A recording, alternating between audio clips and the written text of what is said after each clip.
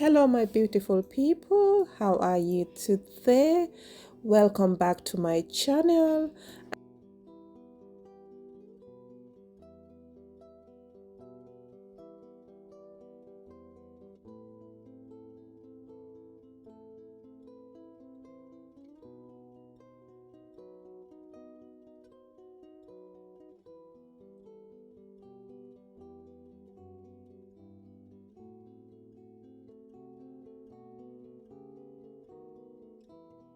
I have listed all the ingredients on the screen. Also, I will be adding all the list of ingredients in the description box just in case you missed the instructions. Let me tell you something. This captivating video will guide you through each step of creating this beautiful dish, ensuring a delightful culinary adventure. You guys would know that I am not here to play with all the list of ingredients that you're seeing. Well, let's begin.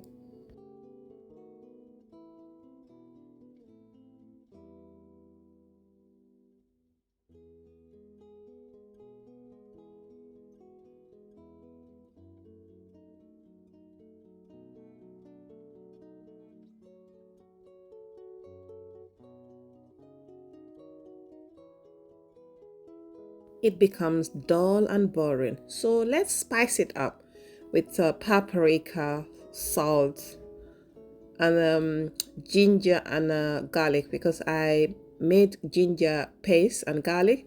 I'll be making video next video just to demonstrate how I made my ginger and garlic paste.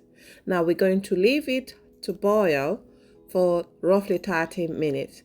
At this point, my meat is cooked. It's not like 100% cooked, but it is cooked to the texture that I wanted. Now let's keep our lamb broth. This has extra protein and nutrients, and we will be needing it later. In a pan, add oil, so do not populate the pan with too much oil. I'm avoiding as much oil as I can. If I have my means, I will be cooking with olive oil. To fry your sausages, you definitely would heat a non-stick pan over medium heat. Cook on medium heat, then add the sausages. As you can see, my sausage. Goodness me, I was really struggling to say the word sausages. Once your sausages are fried on both sides, now let's fry our prawns. Listen, I'm using cooked prawns. If you're using fresh prawns, man, that would even be better. If you notice, my prawns have excess water. I try to dab the water out, but still retains its moisture. As I'm using cooked prawn, so my desire is not to fry the prawns until it's crispy or golden brown. It's just for it to have that fried taste. Next, I will fry my meat. We need to fry the meat. I don't want boiled meat. So we'll proceed. And then on the side, I will be blending my onions, my tomato plum, one scotch bonnet, maybe half. That would be more wise to do.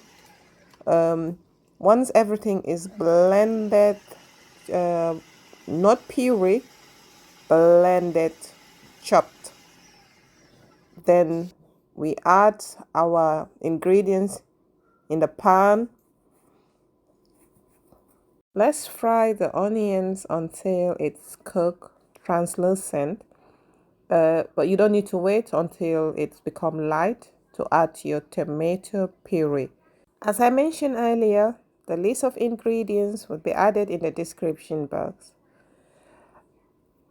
Add 1 tablespoon garlic and ginger paste. So that's blended garlic and ginger paste. Add your bay leaves. Now you will continue to fry until 10 to 15 minutes. But it's very hard to give an accurate time as how long you should fry your onions, as this depends on the quantity you're cooking for. Add your paprika, your all-purpose seasoning, so black pepper, add salt to your taste, but this would be too early to determine whether salt is sufficient. Just to highlight, I missed the video where I added the mixed peppers and the meat, but there is nothing major. Now add your lamb broth. That's the liquid that I cook the meat with.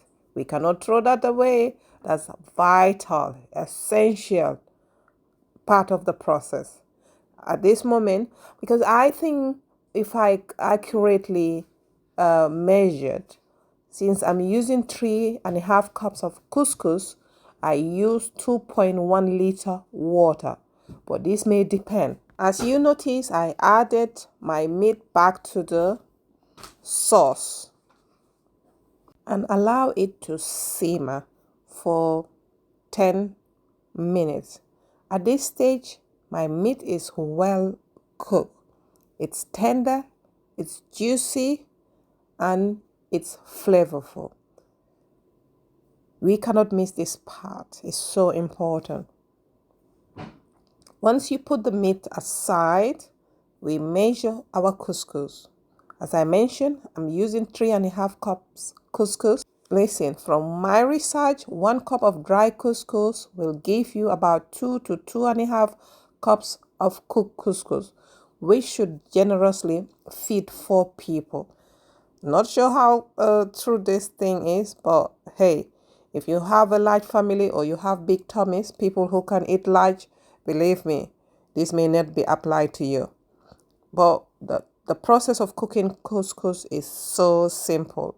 Apart from this method, you can just add boiling water. But here we are using the jollof rice process. Let's get back to the cooking. Add your chopped carrots. Mix everything until well combined. Just bear in mind, carrots or the peas should be at the last stage.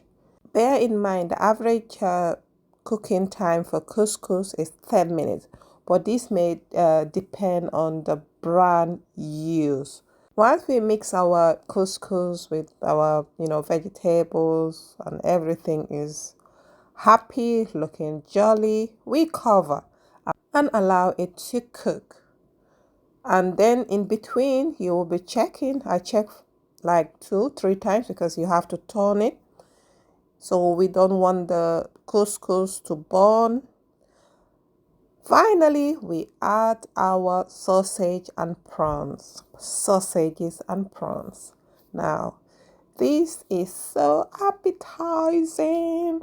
It's so visually stunning. Like come on. Just look at how flawless this recipe is. Like, I incorporated all the vibrant spices, the aromatic herbs, and fresh vegetable into the couscous, and it gives me this beautiful result. And don't forget to hit the follow button or subscribe button. Now, look at this beauty. Thank you very much for watching. Have a lovely day.